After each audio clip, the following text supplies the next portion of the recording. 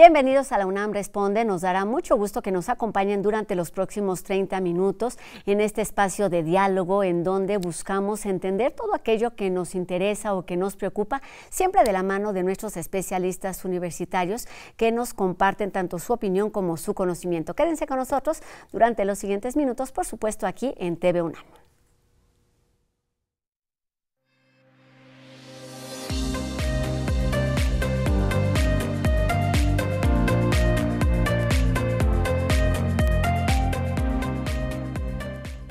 Desde el 2023, Ecuador tiene al presidente más joven de América Latina y bueno, durante las últimas semanas ha sido noticia a nivel internacional tanto por el asalto armado a un canal de televisión como por el asesinato a uno de sus fiscales. Y bueno, para entender el vínculo de estos hechos con lo que sucede en países como Colombia y México, a propósito del crimen organizado y también de la corrupción, esta tarde nos da mucho gusto recibir aquí en nuestras instalaciones de la UNAM Responde a la doctora Silvia Soriano Hernández, quien pertenece al Centro de Investigaciones sobre América Latina y el Caribe de nuestra universidad y además es especialista en movimientos sociales. ¿Cómo está, Silvia? Bienvenida. ¿Qué tal? Muchas gracias por la invitación. Me alegra estar en este espacio. Pues un gusto que estés aquí con nosotros para tomarnos de la mano y ayudarnos a entender qué es lo que está sucediendo en uno de los países que termina siendo país hermano, país espejo de México. Hablaba de estos hechos que han sucedido en el 2023 y bueno, durante los últimos meses y semanas. Pero cuéntanos, ¿qué está sucediendo ahorita? ¿Cuál es, digamos, como la fotografía completa de lo que se vive en Ecuador en este momento? Bueno, yo creo que convendría tener presente que Ecuador es un país que tiene durante muchos años una trayectoria política de mucha inconsistencia. Ha habido presidentes que llegan, que no logran terminar su periodo, que se elige otro, y es el mismo caso de Noboa. O sea, uno llega, hay proceso electoral, hay muchos candidatos, se elige y después por una u otra razón es destituido. El anterior presidente, Lasso, él fue elegido por 4 años y no logró terminar. Entonces él se adelantó un poco a que lo destituyeran, como había sido la historia de los anteriores, y llamó a algo que le llaman muerte cruzada. En este contexto de muerte cruzada que se hizo en la nueva constitución ecuatoriana cuando Rafael Correa era el presidente, se establecía que si había una gran movilización, una gran inestabilidad, se podía acabar con el Congreso. Y eso fue lo que hizo Lasso, destituyó al Congreso y llamó a un nuevo proceso electoral. En este nuevo proceso electoral vemos, como de costumbre, muchísimos candidatos. Conviene resaltar que una persona simpatizante de Correa, otra persona indígena, otra persona de la derecha, de la izquierda, en fin, no hay unidad en los candidatos. Y entre estos entra Daniel Noboa. Daniel Noboa es hijo de Álvaro Noboa. Álvaro Noboa fue 5 veces candidato a la presidencia, no logró ganar ninguna de las veces y es además, conviene saberlo, el hombre más rico de Ecuador. Entonces, el hijo es el que gana la presidencia. La gana solamente para concluir el tiempo que le restaba a Lasso. Él no va a estar los 4 años que normalmente suceden, sino el tiempo que le restaba a Lasso. Ahora, ¿qué tenemos como indicativo de lo que ha sucedido en Ecuador? Y creo que conviene resaltarlo, lo que significa en Ecuador, en Colombia, en México y en el resto de América Latina, la derecha en el poder. Es un candidato de derecha que llega con todas las indicaciones que el Fondo Monetario Internacional le dicte.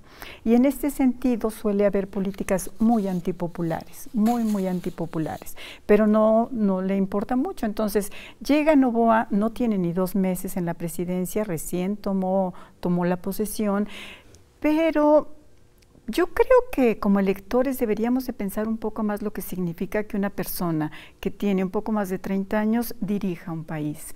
O sea, sí tiene mucho dinero, pero no tiene mucha experiencia. Entonces, esto se convierte, por supuesto, en un riesgo también para el país.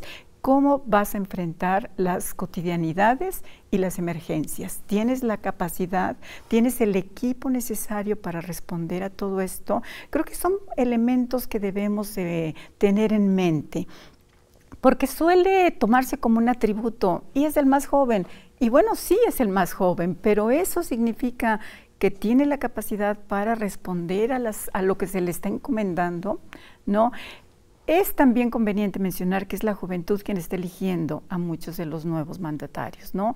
Y entonces, bueno, en Ecuador ha quedado como una división muy fuerte entre lo que sería correístas y no correístas.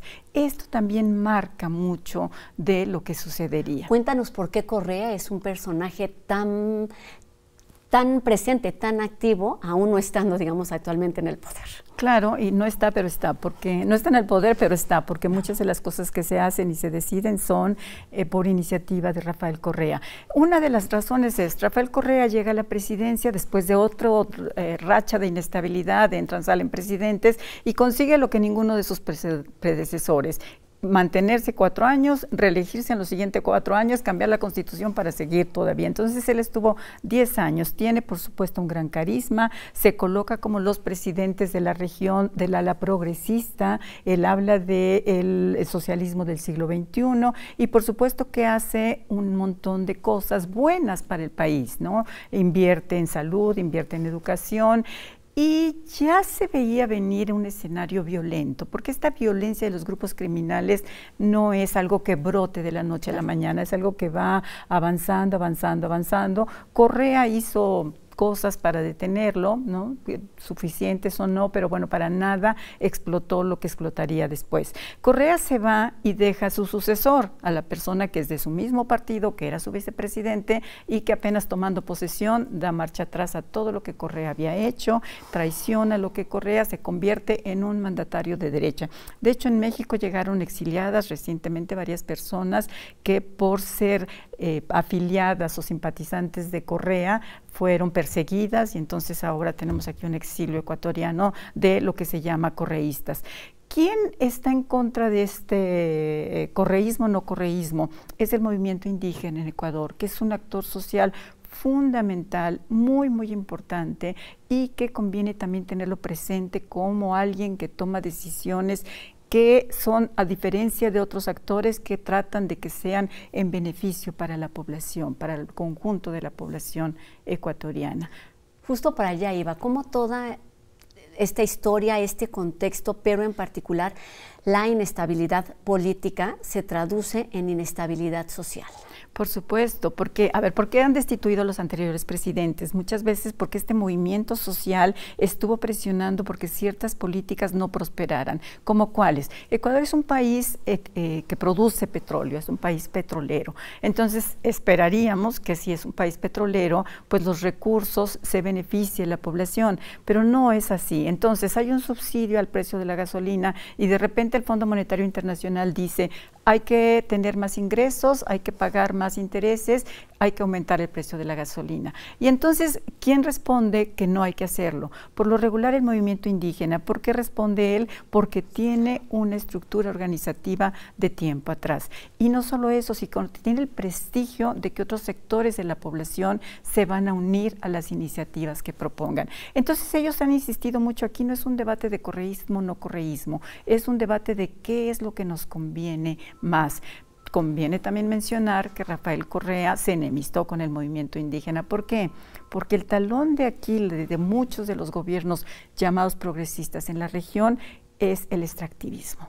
Y Rafael Correa dio entrada al extractivismo a más del que había y eso hizo que se enemistara con un actor social tan importante como es el movimiento indígena.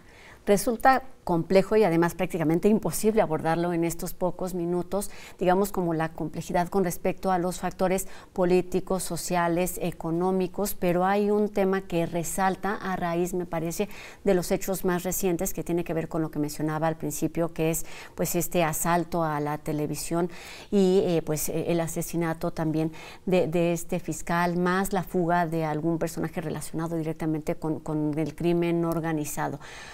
¿Cuál es, Silvia, digamos, el panorama actual, la vida cotidiana?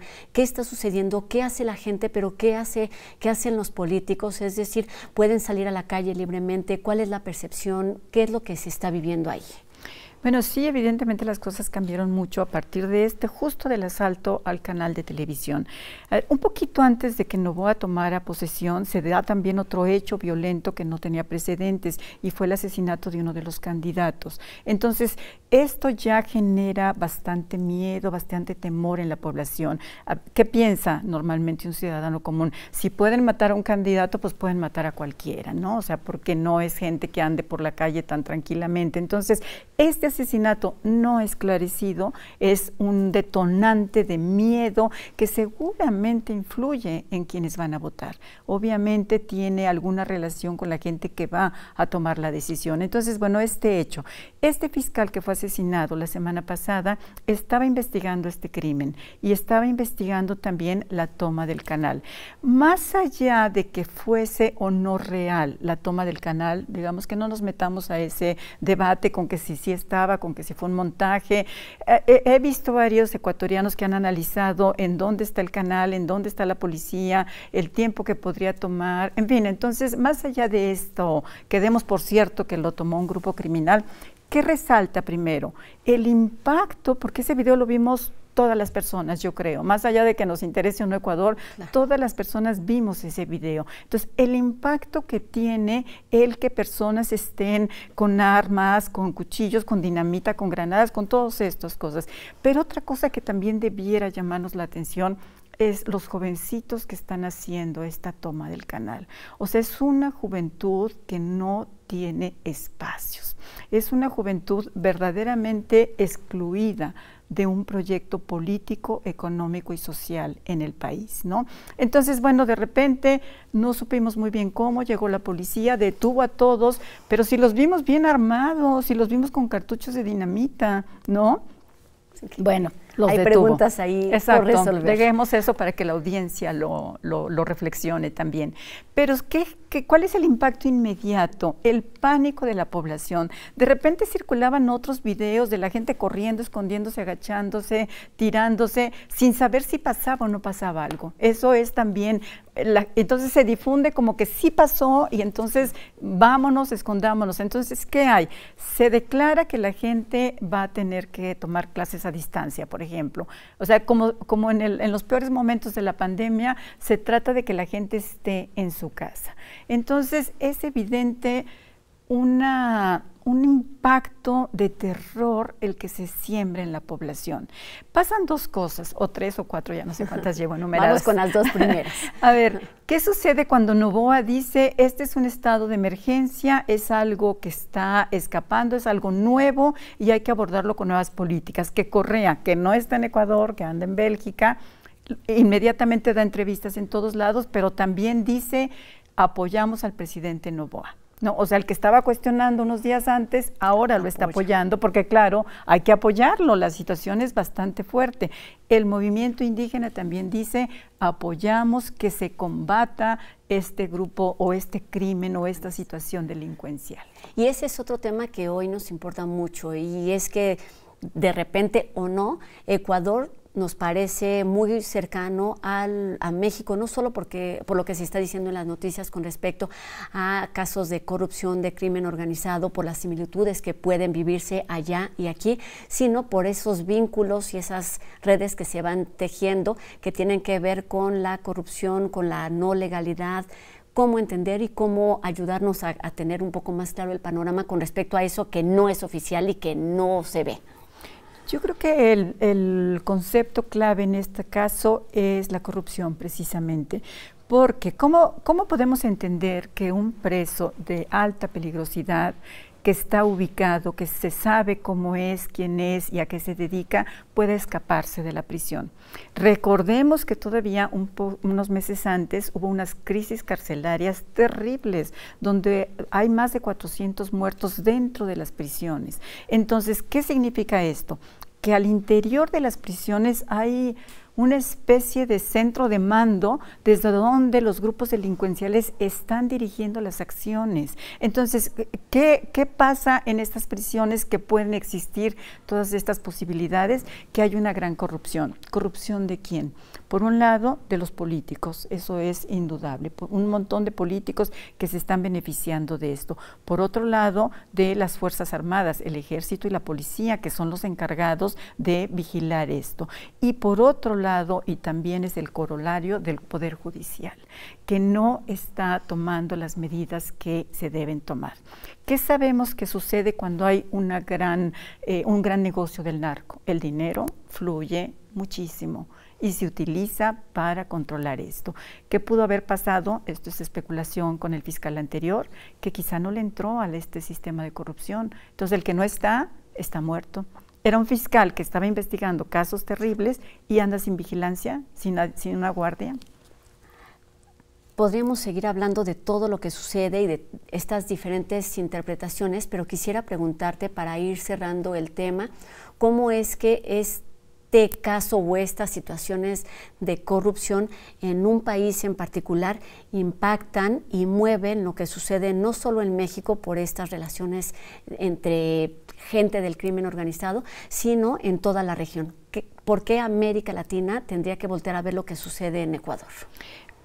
Tanto América Latina tiene que mirar a Ecuador como Ecuador tiene que mirar a América Latina. A mí me parece que sí se permite, que es otra de las justificantes que está utilizando el presidente Noboa, la intromisión, la asesoría, el apoyo de Estados Unidos, y no nos acordamos del Plan Colombia. O sea, ¿qué es lo que está pasando que no estamos aprendiendo en nuestra región? Está pasando lo que comencé diciendo. Hay una diferencia cuando el presidente es de derecha o cuando es de izquierda. Y entonces esto está generando que no aprendamos mucho de lo que sucede. ¿Qué pasó en México? O sea, en unos cuantos años se vuelve un país muy violento. Lo mismo pasa en Ecuador. Ecuador era un país que estaba catalogado como los más pacíficos, como los países en donde mejor se estaba, y sin embargo se convierte rápidamente en un país muy violento. Entonces, por un lado sí esta corrupción, por otro lado la falta de apoyos sociales hacia la población. Entonces, una gran juventud que o migra o se va al crimen organizado o se va a limpiar parabrisas, ¿no? Entonces, toda esta situación que no ha habido la voluntad de ningún gobierno por combatirla, creo que eso es algo que tenemos que tener muy presente. Esto en general. Y ahora sí, para terminar en un minutito, ¿cuál es el papel que ocupa o que tendría que tomar México con toda esta situación regional?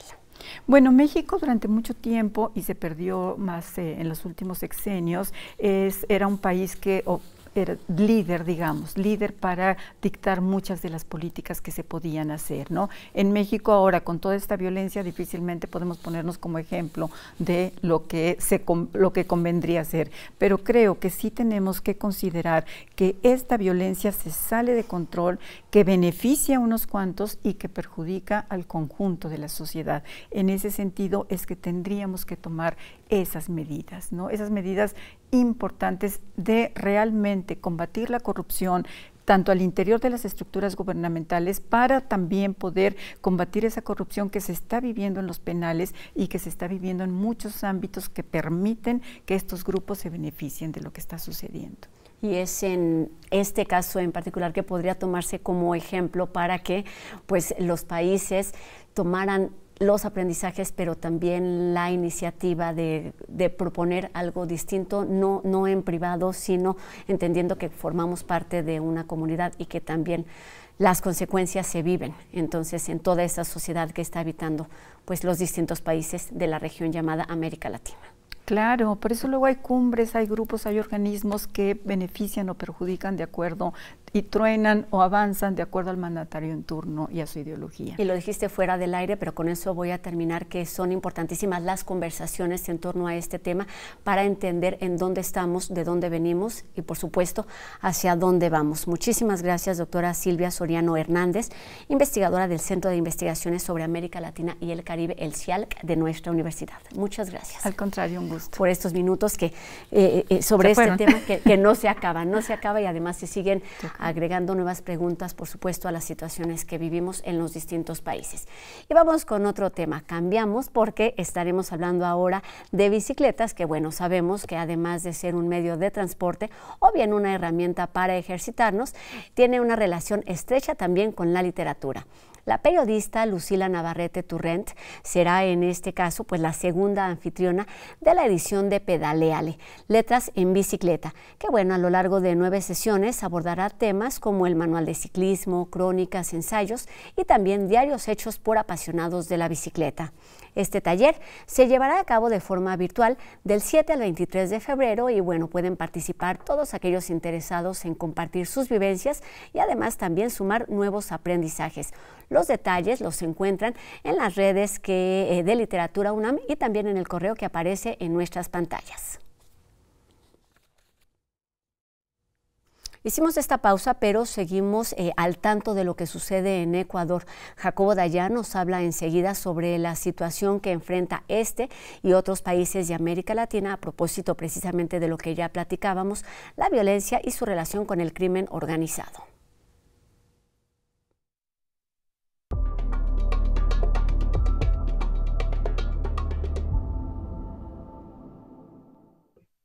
¿Qué tal? En días recientes vimos el caos en Ecuador. Grupos criminales tomaron posesión de instalaciones del Estado, incluso un canal de televisión, mostrando el músculo y la debilidad, el músculo de estos grupos criminales y la propia debilidad del Estado. Estas bandas criminales mantienen vínculos con grupos criminales mexicanos, particularmente el cártel de Sinaloa y el cártel Jalisco Nueva Generación. Es decir, como ya lo sabíamos, estos grupos son grupos económicos o de economías ilícitas y operan de manera transnacional. La impunidad en México impacta a toda la región. El no desmantelamiento de estos grupos criminales en México pone en jaque a gobiernos en la región. Esto viene a demostrar una vez más que la solución al crimen organizado en América Latina y en buena parte del planeta requiere de trabajo articulado entre distintos países, requiere de trabajo multilateral.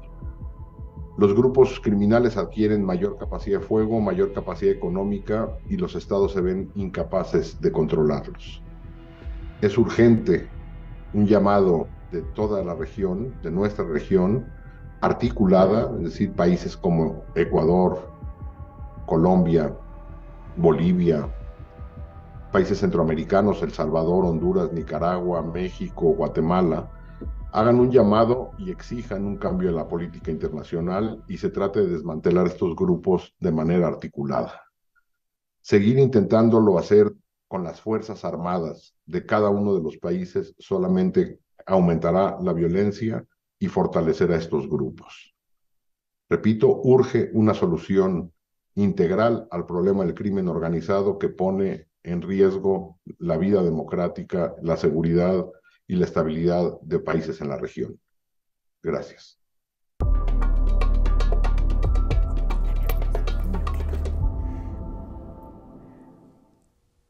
Una reflexión que complementa la entrevista que aquí tuvimos hace unos minutos y que nos invita pues a seguir investigando y conociendo cómo es que la impunidad se vuelve no solamente una problemática local, sino regional que puede afectar incluso a nivel global la relación y la forma de actuar de los gobiernos, pero también de las sociedades. Y bueno, cambiamos de tema para hablar en este caso de las novedades que ofrece una de las herramientas de comunicación más utilizada por todos nosotros. Sobre WhatsApp nos cuenta enseguida Dani Quino en No Memes.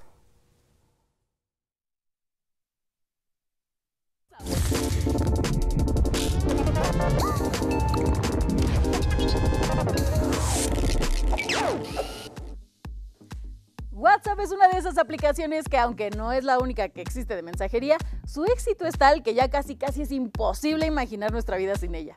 ¡Oh! Lo curioso es que a pesar de que la usamos todo el día, muchas veces por desconocimiento o hasta por flojera, pues no la actualizamos ni nos enteramos de las funciones que Meta le va agregando. Es por eso que hoy te voy a contar de las nuevas herramientas que llegaron a WhatsApp para que le saques más jugo que nunca. Lo primero que tienes que hacer es actualizar la aplicación. Entra a la tienda oficial de tu dispositivo y busca WhatsApp. Si te aparece abrir, todo está en orden. Pero si te sale la opción de actualizar, dale ahí, porque si no, pues todo lo que te voy a decir no va a estar disponible. Uno de los primeros cambios que llegó fue una interfaz nueva para los usuarios de Android. Ahora es más parecida a la de iOS y nos muestra las pestañas Comunidad, Chats, Novedades, en donde vemos canales y estados, y llamadas. Por su parte, la versión para iOS agregó el botón You y el icono de una foto de perfil que reemplaza configuraciones, e implementaron atajos para perfil, privacidad, contactos y un código QR para que te agreguen mucho más fácil. Otra opción que llega es la del soporte multicuenta. Esta nos permite cambiar de una cuenta a otra, por ejemplo, si tenemos teléfono dual SIM, sin tener que recurrir a aplicaciones no oficiales o a WhatsApp web. También ya está disponible la posibilidad de compartir pantalla durante una videollamada. Ya sea en una videollamada con una sola persona o grupal, en el menú de abajo te aparecerá la opción compartir. Cuando le des ahí te va a salir un mensaje recomendándote activar el modo no molestar para que los demás no vean tus notificaciones. Y a partir de aquí todo lo que veas en la pantalla de tu equipo podrá ser visto por los participantes de la videollamada. Así que pues ten cuidado. Se agregaron además los mensajes de video instantáneos, con los que puedes compartir un video en tiempo real de no más de 60 segundos. Para esto, haz clic en el icono del micrófono que usas para mandar los mensajes de voz y va a cambiar al de una cámara. Si la opción no te aparece es porque WhatsApp la quitó por default, pero puedes volver a ponerla si vas a ajustes, chats y la activas nuevamente. Por último están los canales, una nueva herramienta que, como te decía, aparece en la pestaña de Novedades. Esta función es muy parecida a la de Telegram y está diseñada para la comunicación masiva. Por lo mismo, a muchos no les gusta y están optando por no usarla, aunque también hay quienes la disfrutan para estar informados de diferentes temas. Con estas herramientas, WhatsApp busca poner a nuestro alcance novedades que hagan que comunicarnos con amigos, familiares o para asuntos de la escuela o el trabajo pues sea mucho más fácil. Yo te recomiendo sí echarles un ojo a todas e identificar las que te sirvan. Después de todo, están pensadas para mejorar nuestra experiencia como usuarios. Actualizar entonces es el primer paso. Con esto terminamos nuestro programa de hoy, agradeciendo nuevamente a Ricardo Iturbe su participación en la interpretación de lengua de señas, agradeciendo a todos ustedes que nos hayan acompañado esta tarde de miércoles e invitándolos a que lo sigan haciendo y también a que nos hagan llegar sus dudas y sus comentarios a través de nuestras redes sociales. Nosotros los esperamos aquí mañana a 2:30 de la tarde, por supuesto, en TV UNAM. Adiós.